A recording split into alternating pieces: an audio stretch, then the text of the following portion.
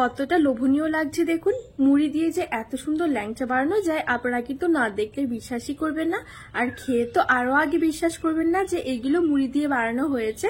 এতটা মজার হয় খেতে, পুরো ঠিক দোকানের ল্যাংচার মতন খেতে লাগে। আজকে আবার একটা নতুন রেসিপি নিয়ে চলে এসেছি বন্ধুরা। আজকে আমি আপনাদেরকে মুড়ি দিয়ে ল্যাংচা বানিয়ে দেখাবো। মুড়ি দিয়ে যে এত সুন্দর ল্যাংচা বানানো যায় আপনারা কিন্তু এই ভিডিওটা না দেখলে বিশ্বাসই করবেন না। তো দেখবেন অনেক সময় মুড়ি অনেকদিন হয়ে গেলে না নরম হয়ে যায়, সেই মুড়িগুলো না ফেলে দিয়ে আপনারা এরকম ল্যাংচা বানিয়ে নিতে পারেন, খুবই সুন্দর হয়, একদম নরম তুলতুলে। তো আজকে আমি সেরকমই কয়েকটা মুড়ি নিয়েছি, এই মুড়িগুলো নরম হয়ে গেছে। তো ভাবলাম চলুন আজকে আমি আপনাদেরকে মুড়ি দিয়ে ল্যাংচা বানানো দেখাই।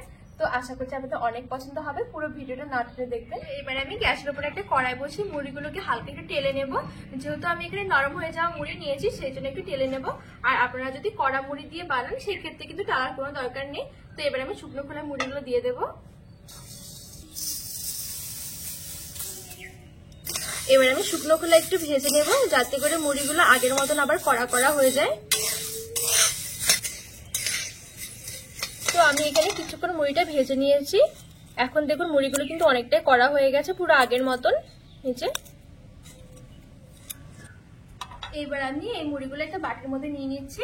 এবার বন্ধুরা আমি এই মুড়িগুলোকে একটু গুঁড়ো করে নেব।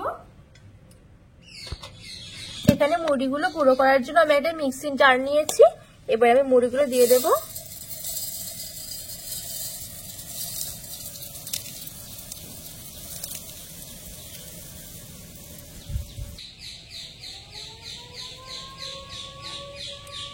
এবার আমি মুখটা লাগিয়ে মুড়িগুলো একটু ভালো করে গুঁড়ো করে নেব।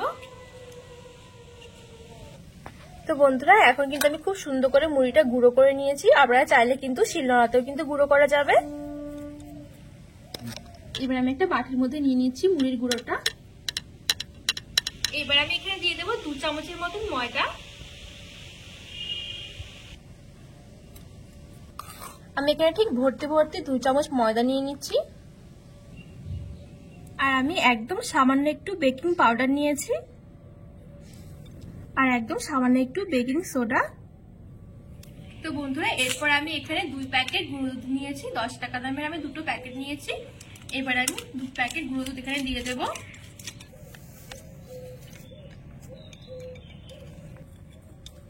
তো এখানে আমি শুকনো জিনিসগুলো একটু ভালো করে মিশিয়ে নেব।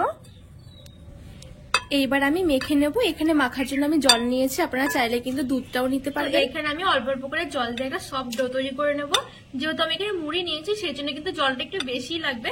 তো একটু টাইম নিয়ে মাখাতে হবে, খুব বেশি কিন্তু শক্ত করা যাবে না, একটা সফট ডো তৈরি করে নিতে হবে।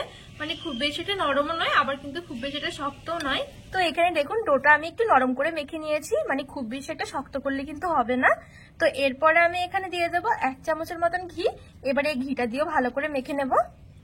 ঘিটা দিয়ে মাখার পর কিন্তু ডোটা আরো বেশি সফট হয়ে যাবে।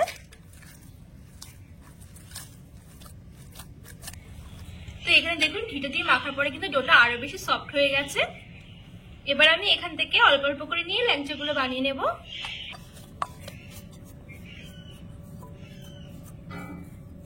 এখানে আমি অল্প একটু নিয়ে নিয়েছি। এবার হাত দিয়ে সর্বপ্রথম একটু গোল করে নেব। এবার একটু লম্বা করে নেব, ঠিক যেরকম ল্যাংচাগুলো হয় ঠিক সেরকম। তো বন্ধুরা এখানে দেখুন আমার একটা ল্যাংচা হয়ে গেছে। ঠিক এরকম করে আমি সবগুলো বানিয়ে নেব। আর দেখুন উপরে কিন্তু কোনো ফাটল নেই, ঠিক এরকম করে কিন্তু করে নিতে হবে। তো সবগুলো ল্যাংচা ঠিক আমি এরকম একইভাবে বানিয়ে নেব। আর বন্ধুরা খুবই সুন্দর হয়, খেতেও কিন্তু অসম্ভব মজার। সবার ঘরে কিন্তু কম বেশি মুড়ি তো থাকেই, তবে একবার এভাবে মুড়ি দিয়ে বানিয়ে দেখবেন, খুবই সুন্দর হয় খেতে।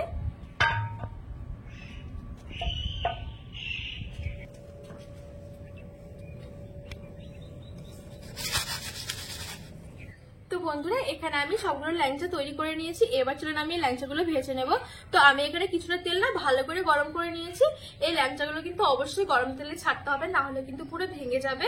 তো আমি এখানে কিছুটা তেল ভালো করে পুরো গরম করে নিয়েছি, হাই আছে। এবার আমি মিষ্টিগুলো ছেড়ে দেবো।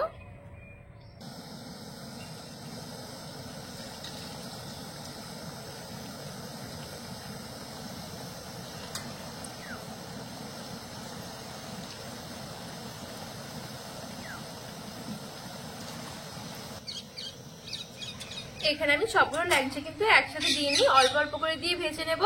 না হলে পরে বেশি হয়ে গেলে একসাথে পরে আবার ভেঙে যেতে পারে।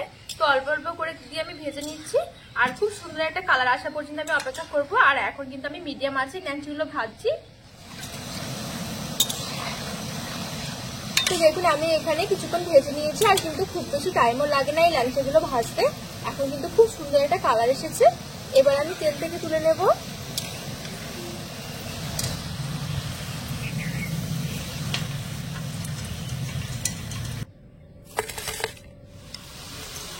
আর যে বাদবাকি ল্যাংচাগুলো ছিল সেগুলো আমি ঠিক সমানভাবে ভেজে নিয়েছি। আর কতটা সুন্দর লাগছে দেখুন, কালারটা কিন্তু খুব সুন্দর এসেছে।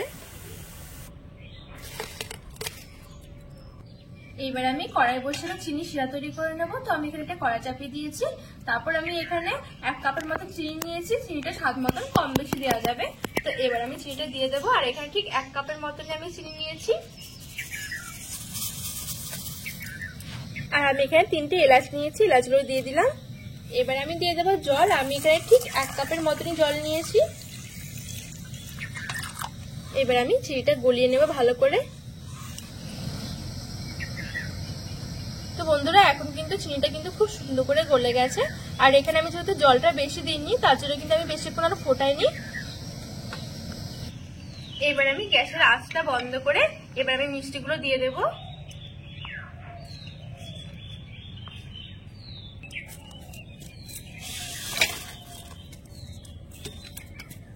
এবার নেড়ে চেড়ে একটু মিশিয়ে নেব।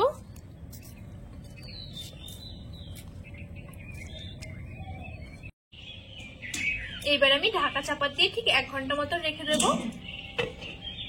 তো 1 ঘন্টা পর আপনাদেরকে আমি দেখাচ্ছি। আর মিষ্টিগুলো কিন্তু সেদ্ধ করার কিন্তু কোনো দরকার নেই, 1 ঘন্টার মধ্যে কিন্তু খুব সুন্দর নরম তুলতুলে হয়ে যাবে আর রসটা কিন্তু খুব সুন্দর ঢুকবে। তো বন্ধুরা এখন কিন্তু পুরো 1 ঘন্টা মতন হয়ে গেছে। এবার চলুন আমি ল্যাংচাগুলো দেখিনি কেমন হয়েছে। তো দেখুন ঠিক 1 ঘন্টার মধ্যে কিন্তু পুরো ফুলে ডবল হয়ে গেছে। আর রসটাও দেখুন কতটা টেনে গেছে আর একদম কিন্তু নরম তুলতুলে, দেখে কিন্তু বোঝা যাচ্ছে। আর বন্ধুরা এখানে কিন্তু আমার 1 ঘন্টা মতন টাইম লেগেছে। আপনাদের কিন্তু বেশিও লাগতে পারে বা কমও লাগতে পারে। সেক্ষেত্রে আপনারা একটু চেক করে নেবেন। চেক করে যদি রসটা কম ঢুকেছে মনে হচ্ছে তাহলে আরো কিছু করে রেখে দেবেন, তাহলে কিন্তু খুব সুন্দর হবে। এবার আমি চলুন একটা প্লেটের মধ্যে সাজিয়ে নিই। আর কতটা লোভনীয় লাগছে একবার দেখুন। আপনারা কিন্তু বিশ্বাসই করবেন না যে এগুলো মুড়ি দিয়ে বানানো হয়েছে। এতটা মজা হয়, আপনারা কিন্তু অবশ্যই এইভাবে একবার বাড়িতে বানিয়ে দেখবেন। তো চলুন এবার একটা মিষ্টি আমরা তাকে কেটে দেখা যে কতটা সুন্দর হয়েছে। দেখে কিন্তু বোঝা যাচ্ছে যে কতটা মজার হয়েছে। তো বন্ধুরা আজকে আমার মুড়ি দিয়ে ল্যাংচার রেসিপিটি কেমন লেগেছে অবশ্যই কিন্তু কমেন্ট করে জানাবেন। আর আপনারা কিন্তু অবশ্যই এইভাবে একবার বাড়িতে বানিয়ে দেখবেন, খুবই সুন্দর হয়, একদম মুখে দিলে মিলিয়ে যাবে, নরম তুলতুলে। তো আশা করছি আপনাদের রেসিপিটি ভালো লেগেছে। ভালো লাগলে চ্যানেলটিকে সাবস্ক্রাইব করে পাশে থাকার অনুরোধ রইল।